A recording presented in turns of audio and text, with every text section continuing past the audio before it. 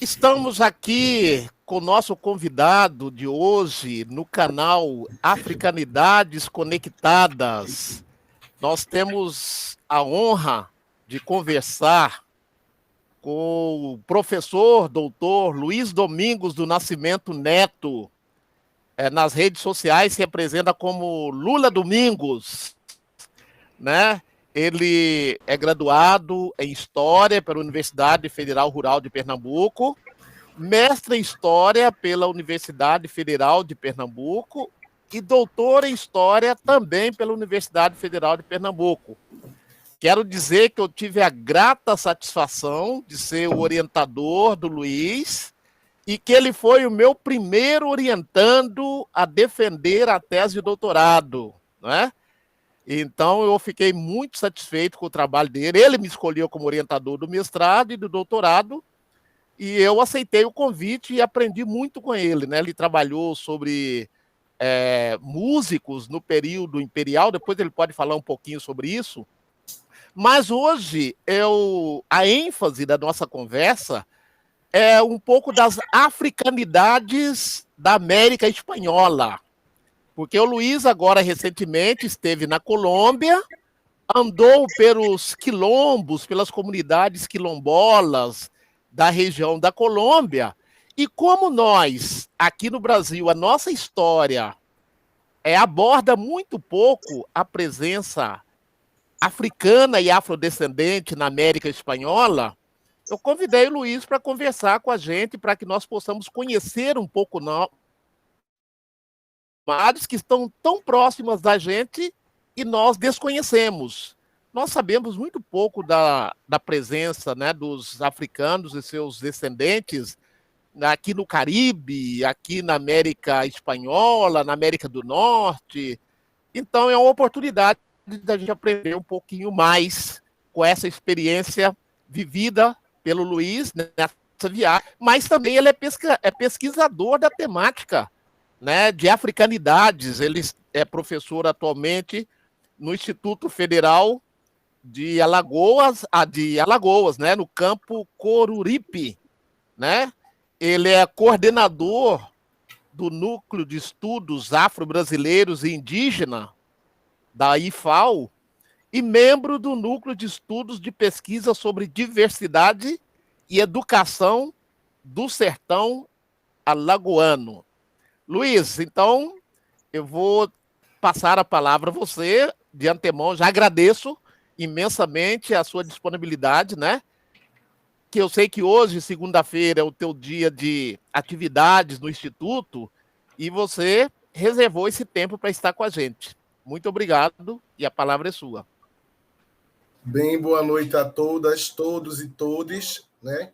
Primeiramente, quero agradecer o convite do professor Bento, né? É um malungo de longa data, né? Um companheiro de jornada, de formação também, né? Com ele, nós aprendemos muito dentro dessa jornada de se formar enquanto historiador, né? Quero agradecer também a Débora, que está dando aqui o suporte, né? Que é bolsista do NEABI UFPE, né, que está dando suporte, permitindo que essa live seja gravada, né? Só começar assim, atualizando. Hoje eu não estou mais como coordenador do Núcleo de Estudos Afro-Brasileiros do meu campus, né? É outro colega, mas continuamos ainda na luta também, fazendo essas discussões, tanto dentro como fora, e atuando em outros espaços também da nossa instituição, né? Então, Bento aproveitou, né, as minhas fotos de rede social, as narrativas que eu comecei a gravar no Instagram, tanto no Story como também no feed, postando sobre a minha experiência de férias agora, né, nos últimos 10 dias de agosto, onde eu estive juntamente com uma companheira de trabalho, uma amiga também, a professora Flora, que é da Geografia. Nós que víamos planejando há alguns meses essa viagem, finalmente conseguimos concluir, né?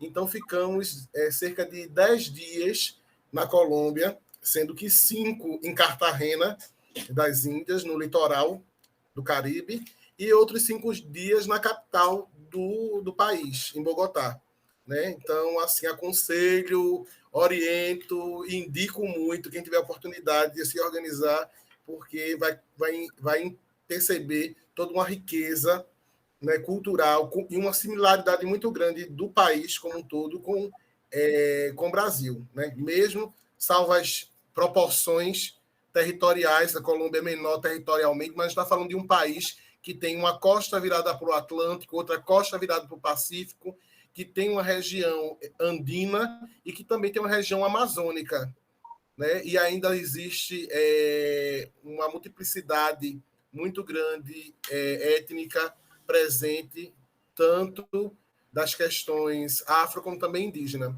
Mas eu preparei aqui, só para a gente não se alongar muito, assim, tive cuidado de preparar um material aqui, e eu queria dividir com vocês, que são algumas... Estão conseguindo visualizar aí direitinho, né? Sim, estamos sim. Aham. Pronto. Então, eu chamei de imersão em São Basílio de Palenque, né? Bolivar, que é justamente a província de Bolivar, que é onde fica o município de Marrates, que é justamente onde fica a comunidade, e onde fica também a cidade de Cartagena de Índias, que é justamente, que foi, né, um dos principais portos de embarque e desembarque de africanos escravizados na América Espanhola. Lembrando que, pela lógica de dominação colonial da América Hispânica, havia, dentro dessa perspectiva de controle, uma questão relacionada aos portos únicos.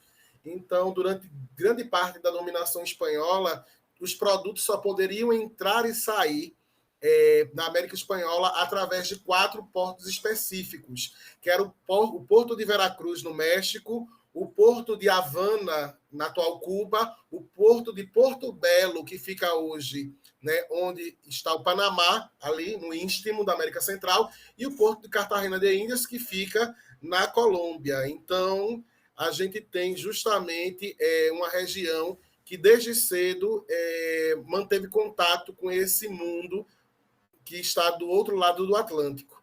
Então, eu trago alguns conceitos, gente, falando sobre...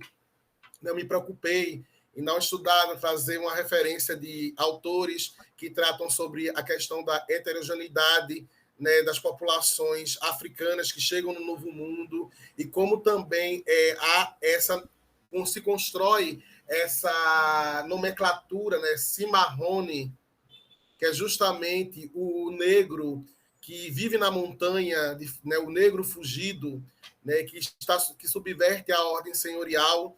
Então, o que é o palenque?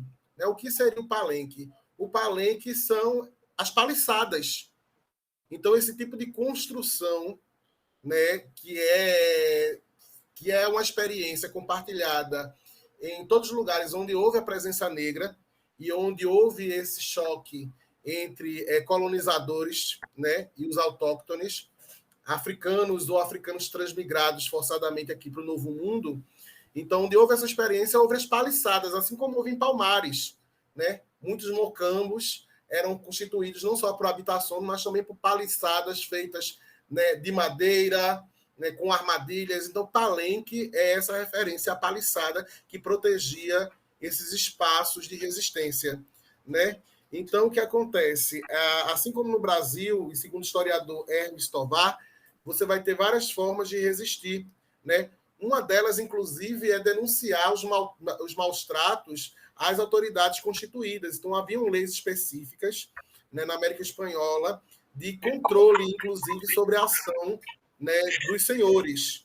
Claro que o braço, o fisco sobre essas ações não era tão grande, mas era um caminho de resistência também, como também buscar trocar de dono através, né, através justamente de negociatas, como também a compra da alforria. Então, a gente vê mecanismos semelhantes de resistência, né? Então, o que acontece? Qual é a situação da Colômbia? A Colômbia ela vai viver justamente a introdução do elemento africano no contexto da sua mão de obra, justamente a partir de 1526, segundo alguns historiadores. E já também, segundo alguns historiadores, algumas comunidades palenqueiras vão surgir já a partir de 1529. Então, a gente vê um processo quase que imediato desses primeiros africanos transmigrados para aquela região da Colômbia, que vão justamente resistir, né, à dominação, já formando os primeiros palenques, já nos primeiros 3 anos de introdução dessa mão de obra, nesse contexto. Tá certo? Então, o que acontece? A escravidão, no caso, a abolição da escravatura na Colômbia, ela ocorre em 1851. Então, mesmo depois da proclamação, né, da independência, o estabelecimento de um regime republicano, todos aqueles ideais crioulos, né, no caso, dessa elite branca, né, que vai protagonizar o processo de independência da América Espanhola, né, transformando o que era o vice-reino de Granada, de Nova Granada, para a Colômbia, Equador e Venezuela, você vai ter a manutenção ainda da ordem escravista, né? Então, são elementos conflitantes com a ordem republicana que vai se estabelecer após a independência. Então, para você ver a envergadura do trabalho escravo nessa região, que foi uma das principais regiões, né? Se não foi uma das principais, não, foi a principal região de entrada de africanos na América do Sul. Então, a gente vê, comparado a outros lugares da América Espanhola, a região, né, a Colômbia, ela resistiu muito às autoridades locais, né, a aristocracia que vai mandar e desmandar nessa política vai resistir até meados do século XIX, como você vai ter outros países da América Espanhola já declarando abolições no início do século XIX, né? E a gente tem outros ganhos para essas comunidades e para essa comunidade específica, que foi a única que resistiu, né? Que é de São Basílio de Palenque. Então, um processo da história recente da própria Colômbia, a partir da Constituição, né, de 1991, que é a Carta Magna mais recente do país, depois de várias disputas políticas dentro do cenário, você vai ter uma Constituição que vai garantir também o reconhecimento e a proteção dessa diversidade cultural, né, a partir de 1991. E, no nosso caso, especificamente, foi em 1988, né, com toda a luta do movimento negro, para a gente pensar também como esses movimentos negros estão atuantes nesse cenário pós-ditadura, né, de finais do século XX. Né? Então, Luiz, deixa eu te fazer uma pergunta. Se é possível se você tem conhecimento, a título não sei se de curiosidade, mas você tem uma ideia mais ou menos do percentual de população afro-colombiano? Porque eu estou perguntando isso porque quando eu vejo a seleção da Colômbia jogar, a gente vê que é uma seleção majoritariamente preta, negra. Eu não sei, eu não conheço a estatística, né? Quantos por cento da população negra, ou nos seus olhares andando por lá, o que você observou? Então, Bento, em relação à população, então a população negra ela se concentra, sobretudo, na costa do Atlântico e na costa do Pacífico. As regiões de montanha, onde fica Bogotá, e a amazônica, a característica da população que era visível era uma população mais mestiça e indígena, né, sobretudo. Então, mestiço com índio, no caso, mestiço com os indígenas, né, as várias populações indígenas que habitavam para além dos incas, né, do século XVI. Então, esses dados mais atuais sobre censo, eu acredito que vocês encontram no site da Ministério da Cultura. Lá eu dei uma passada de olho, eu não trouxe essas informações agora, mas tem justamente esses dados censitários sobre a população afro-colombiana, tá certo? O que eu sei é que também penei para achar alguns dados, ainda não consegui, sobre essa população palenqueira, né? Segundo as narrativas lá, diz que tem cerca de 15 mil, mas segundo o levantamento de 2010, dão conta de 7.500, né, palenqueiros vivendo na comunidade e fora da comunidade, principalmente em Cartagena, na costa do Atlântico. Então, tanto que você vê aquelas cenas muito correntes daquelas mulheres, as palenqueiras, com a bacia de fruta na cabeça e lá tirando foto no centro de Cartagena. Grande parte dessas mulheres são palenqueiras que deixaram a comunidade. Essa comunidade que fica a mais ou menos 50 quilômetros de Cartagena. tá certo? Como vocês podem ver aqui, Palenque de São Basílio, que é o nome dessa comunidade, né? E contando aí as experiências de um viajante. Então, as viagens, as idas para Palenque são vendidas nas ruas do Centro Histórico de Cartagena por várias agências de viagem. Então, em média, essa viagem é um pouco salgada. Então, ela custa cerca de 30 mil pesos colombianos, que convertendo na moeda no dia de hoje, isso dá cerca de R$ 370. Certo, Bento? Então, é um rolê meio salgado para muita gente ir para Palenque. Né? Aqui a gente tem, como é o nome, a foto da nossa guia, que é a Sofia. Né? Ela era poliglota, ela era fluente, né? Ela fluente em inglês, falava português também, espanhol e a língua palenqueira, né? Que é algo que a gente vai tratar, que eu vou narrar mais à frente, sobre a comunidade.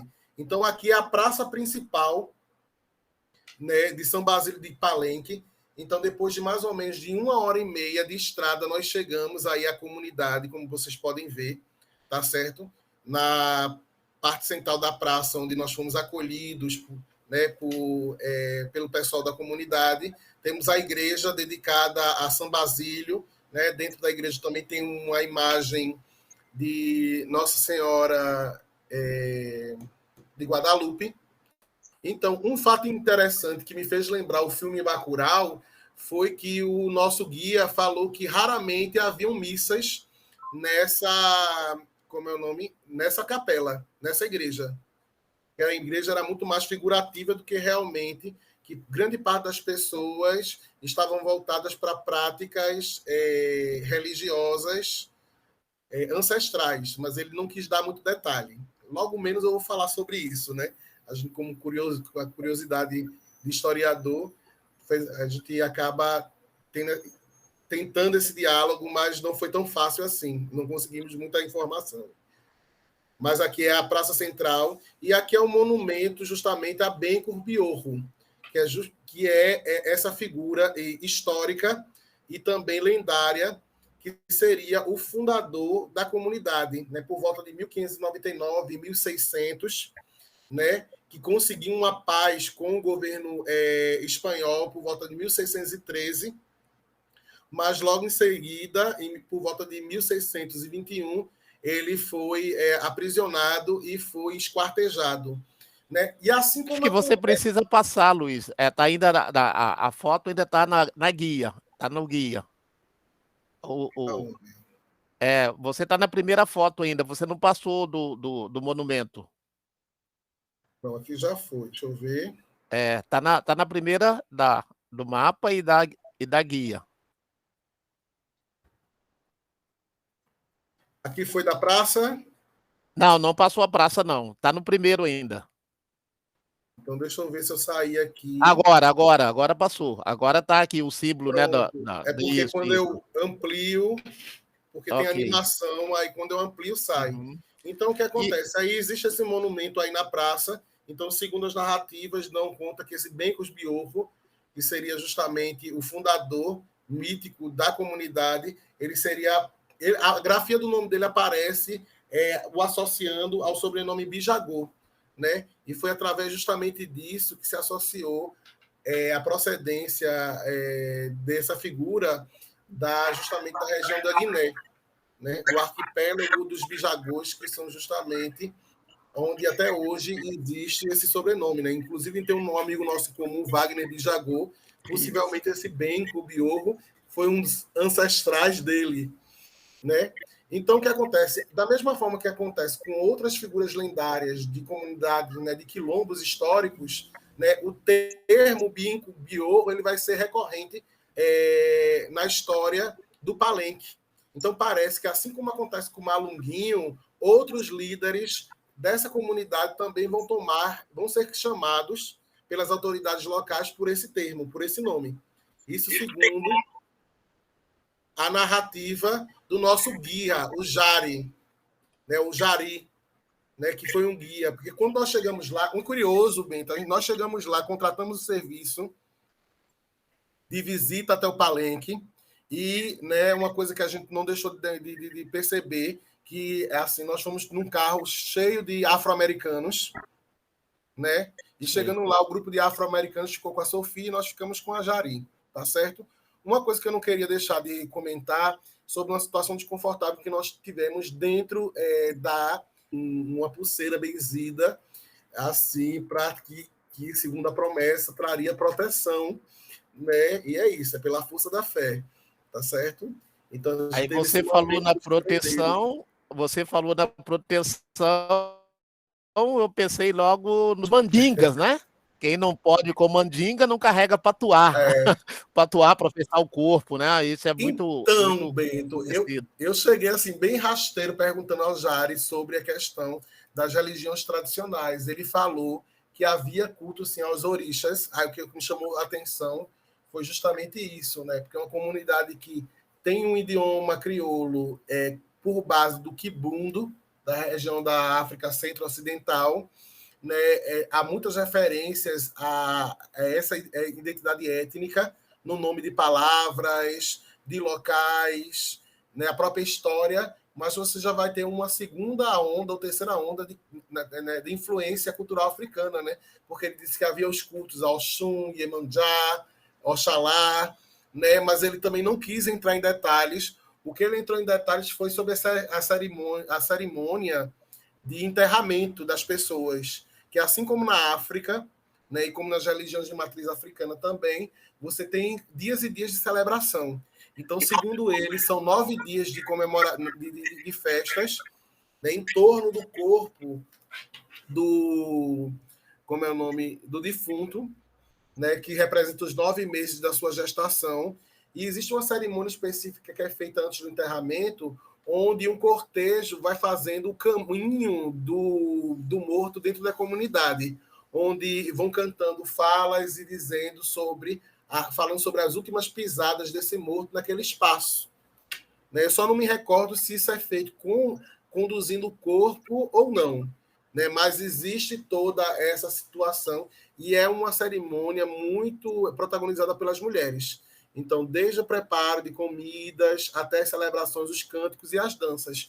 Então, a pessoa é entregue novamente à terra, né? Justamente através de cantos, danças e celebrações. Da mesma forma que os nossos ancestrais também faziam dentro do contexto colonial brasileiro, como também na outra margem do Atlântico. Ô Luiz, Oi. talvez se você tivesse se identificado como Babalorixá, ele teria aberto mais a guarda, né, no âmbito da religiosidade. Talvez ele tivesse falado mais, né? Mas você não se identificou? Então, eu passei assim de qualquer radar, porque na realidade, porque no grupo que estávamos eu, Flora, um turista alemão e 2 turistas mexicanas, tá entendendo? E eu não queria, de certa forma, trazer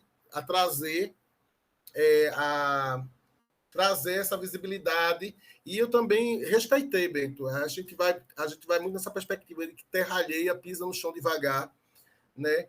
Pelo meu entendimento, a forma muito direta que o Jari ele falou com a gente quando a gente fez, né, quando nós fizemos essa pergunta. Então, já para um bom entendedor, né, meia palavra basta, né? Então, já entendi que é um assunto muito interno da comunidade, mas eu vou ficar aí na curiosidade de pesquisar uns trabalhos para ver. Mas, pelo visto, essa questão da religião tradicional é algo muito interno. Ou, como diria Stuart Schwartz, é um segredo interno, né? Aí, nessas fotografias, você vê uma casa tradicional, claro que rebocada, né?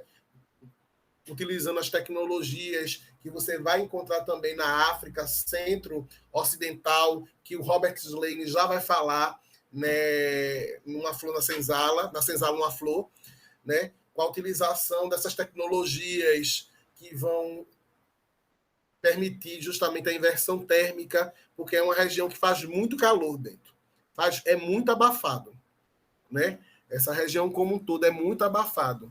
Então, mesmo chovendo, faz muito calor.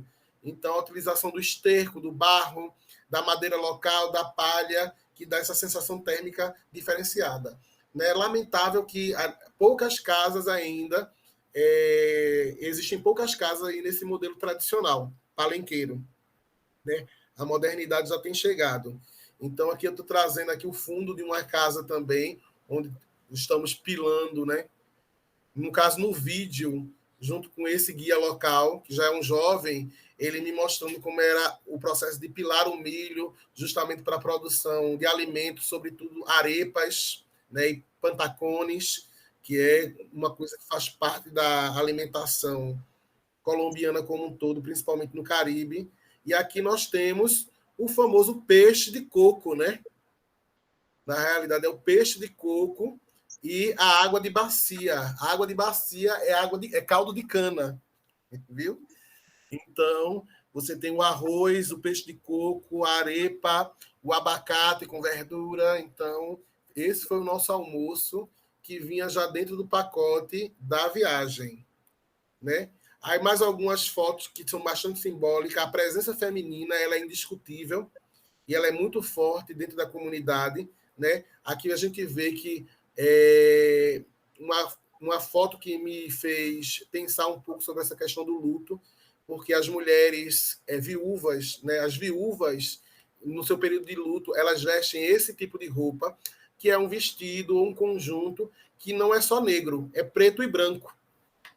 Isso fez eu pensar como também, para algumas culturas da África centro-ocidental, a cor do luto não é o negro, é o branco.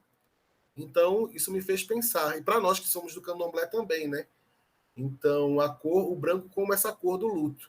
Então, essa presença feminina muito forte, essa senhorinha que está aqui com esse camisão lilás, muito simpática, nos dando boas-vindas, né? Nos deu boas-vindas tanto no idioma crioulo, com palenqueiro, como também no espanhol, né? Um dos motivos que é orgulho para a comunidade, dentro da comunidade nós visitamos um ginásio de esportes, que é um ginásio dedicado ao boxe. Então, Antônio Cervantes, ou Kid Pambelé, né, que foi nascido em 1945 na comunidade, e ele foi o primeiro campeão mundial de boxe colombiano. Então, ele foi campeão 2 vezes, defendeu seu título por diversas vezes. Então, ele é orgulho nacional e ele é orgulho também da comunidade. Então, hoje você vê um projeto social funcionando lá, onde visa formar essas gerações de boxeadores, tendo como referência essa figura aí do Cervantes, né? E, por fim da minha apresentação, um até logo na língua que estava justamente pintado num dos muros lá da comunidade, né? Então, é claro que essa minha fala muito rápida, embaralhada, porque são várias memórias que eu vou acionando, por mais que tente se organizar, não dão conta, né, de toda a profusão de informações, né? Algumas coisas que a gente não pode deixar de pontuar, né? Desde 2005, a ONU cedeu o título de patrimônio, né, concedeu o título de patrimônio imaterial da humanidade à comunidade. Mas uma coisa que eu vou falar aqui em termos de denúncia, essa visibilidade dada, sobretudo, a partir de 2005, não é revertida em benefícios para a comunidade. Bem. As pessoas ainda, parte da comunidade não tem acesso a serviços básicos, o nível de saneamento também é muito precário, tá certo? Há lá um monumento que remonta essa titularidade pela ONU, mas a impressão que eu tenho é que o dinheiro, a grana dos turistas que vão vivenciar essa experiência fica nas mãos dos atravessadores que estão em Cartagena, tá certo? Que até o poder público, o Estado também negligencia, tá entendendo? A riqueza cultural e histórica, né, dessa comunidade, que remonta, que se autodenomina como o primeiro território livre das Américas, né? Então, assim, foi algo que me chamou muita atenção, foi essa questão da precariedade, da estrutura, né, e do acesso, como grande parte das nossas comunidades quilombolas. Então, desafios semelhantes às nossas comunidades quilombolas, a população de São Basílio também tem vivido, tá certo? e pensando sobre como é que se constitui. Muito da história de São Basílio está baseado na narrativa oral ou em relatos de memorialistas do século XX que se apoiam também em fontes, principalmente fontes e crônicas de religiosos do século XVI, do século XVII, do século XVIII, sobretudo. Né? Então, eu estou também nessa busca, essa curiosidade que está me batendo de buscar essas fontes primárias que dão legitimidade às datas. Né? Então, eu encontrei aqui um artigo do José Blanco, que é geógrafo, que fala justamente que a população, em 1777, a população de São Basílio de Palenque era de 616 pessoas. E praticamente esse número de homens e mulheres era equivalente, era equilibrado. Né? A gente tem outra data que é um marco, que é uma data defendida por Roberto Arrazola, né, um historiador, em seu livro Palenques, primeiro povo livre da América, história das rebeliões escravas em Cartagena. É um livro de 1970 que vai apontar que em 1713 houve um decreto, uma lei régia que garantia um acordo de paz, que garantia a liberdade, né, à comunidade do Palenque, semelhantemente ao que foi oferecido ao nosso Ganazomba em 1678 pelo governo da capitania de Pernambuco. Né? Eu aproveito porque eu estou lendo aqui o livro da Silvia, né? Palmares e Cucaú, o aprendizado da dominação. Então, porque a gente tem que se atualizar com as leituras, porque no campus... Eu estou em Alagoas, Maceió, e nós, do professor Juneabi, nós temos um projeto integrador que é fazer um trabalho prévio e levar os meninos e as meninas para a Serra da Barriga, para o parque, né? Memorial Serra da Barriga. Então, há essa necessidade também da gente sempre estar se atualizando, né, para trazer outras faces sobre a história de Palmares. Então, isso me lembrou muito o que ocorreu em Palmares, né, em 1678, com o Tratado de Paz de Ganazomba, que é um tratado, segundo a Silvia aponta, que acaba sendo um fato muito negligenciado por nossa história. As pessoas focam muito mais a resistência que vai se dar, né? Mas eu acho que o que a Silvia traz aqui no livro, que outros historiadores também já apontam, é o entendimento de que o Estado ultramarino português está lidando com outro Estado. Né? E isso envolve toda uma diplomacia, toda uma forma de se relacionar. E a narrativa de Palenque é 1713, então são períodos muito recentes. E a gente tem que lembrar também que o Império dos Habsburgos de Espanha viveram Palmares. Né? 1640, a gente tem a restauração portuguesa dos Bragança. Os espanhóis saem do trono português, mas Palmares é do início do século XVII, a formação. Né? Então, lidar com cimarrones, com negros fugidos, aquilombados, talvez seja uma experiência também compartilhada pela administração espanhola de suas colônias. Então, o que a gente chama atenção é isso também, que há uma narrativa de negociação. E dentro dessa negociação, os termos são muito semelhantes. Segundo o Jari, o nosso guia disse que o governo espanhol permitiu que Bencos Biorro, quem assumiu o título na época, né, que o território de Palenque fosse território autônomo, livre, desde que eles se comprometessem em entregar todos os negros fugidos não nascidos no Palenque e todos que, porventura, viessem a aparecer. Então, esse é um dos termos, são dois dos termos, basicamente iguais, que estão dentro do Tratado de Paz entre o governo da Capitania de Pernambuco e Ganazomba, em Palmares.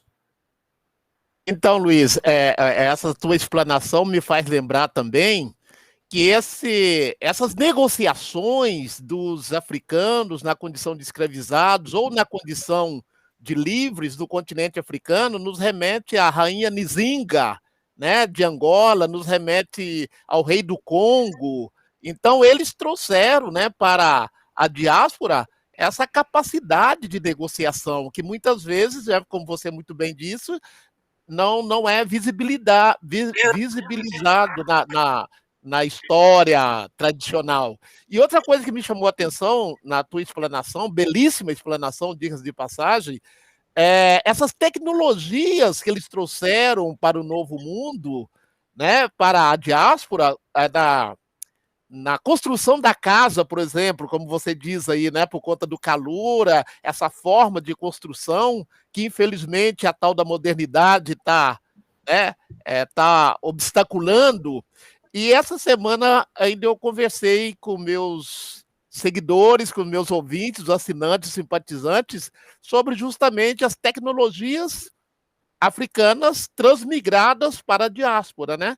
Então, essa riqueza de informação que você traz dessa Afro-América, que nós pouco conhecemos, e que nos faz sentir irmanados naquilo que o Clóvis Moura chamava de uma quilombagem. O fenômeno do quilombo aconteceu em África e em todo lugar onde existiu africanos escravizados ou populações originárias escravizadas. Então, eu quero agradecer imensamente a sua disponibilidade, né, de estar conversando com a gente aqui, de estar trazendo essa outra história da América, dessa Afro-América, dessa América negra, dessa América híbrida, né, de populações originárias e populações africanas e seus descendentes. E quando você estava falando da bibliografia, eu quero lembrar, eu conheci agora também, né, esse livro aqui organizado pela professora Solange Roça, da UFPB, e a Isabel Cristina Ferreira, da UFRB, Isabel Cristina Ferreira dos Reis, Diáspora Africana nas Américas. É muito interessante, que é uma coletânea de textos de diversos autores que traz a visibilidade da presença, né, dos africanos escravizados, livres e libertos em toda a América. Então, eu acredito que com essa nossa conversa, ainda que rápida, ela nos proporciona outras investigações e descobertas de africanidades em todas as Américas. Muito obrigado, Luiz. Muito obrigado, Débora, que está aqui nos acompanhando, dando assistência técnica, né? Enquanto membro do NEAB, a gente tem feito parcerias com o NEAB, da UFPE, né? Não o FRPE, o UFPE, e agora com o Luiz, né, que é do NEABI, do Instituto Federal de Alagoas. Muito obrigado, e a gente sempre está à disposição, e convido os nossos seguidores, simpatizantes, a sugerir temas para que nós possamos apresentar ao público, que também é motivo de nossas pesquisas, né, Luiz? Muito obrigado, então. Então, como últimas palavras, quero também agradecer, Bento. A gente fica com sentimento, porque à medida que vai falando, várias gatilhos de memória do que a gente vivenciou vêm à tona, mas eu vou ter a oportunidade de poder compartilhar, pelo menos, isso com meus alunos e alunas lá no Campus Coruripe em novembro, né, juntamente com a professora Flora. A gente vai fazer uma atividade de intervenção para trazer essas experiências dessa Colômbia Negra, né, e passar pelas questões do Palenque e dizer que é justamente isso, né, que a nossa história ela não é isolada, que as africanidades elas estão conectadas e há uma necessidade que essa conexão se torne mais forte, né? Esse isolamento regional do Brasil também não se entender enquanto América Latina, né, enquanto América Latina, também dificulta muitas vezes as pesquisas, os diálogos no âmbito acadêmico, político também, e nos movimentos sociais. Né? Eu acho que é importantíssimo a gente olhar, ao invés de olhar para cima, né, para esse norte temperado, nós olharmos um pouco mais, ter uma visão sul-sul. Tá entendendo? Porque a gente vai ver muitas similaridades. Então, acima de qualquer coisa, estar e viver essa experiência foi inenarrável, foi massa e aconselho a todos e todas que puderem, vão à Colômbia, vão a Cartagena e vão a Palenque. Obrigado, Bento. Obrigado, Débora. Obrigado e um grande abraço. Na minha próxima férias eu vou tentar fazer essa trajetória aí com algum dinheiro no bolso. Tá? Sim, é necessário.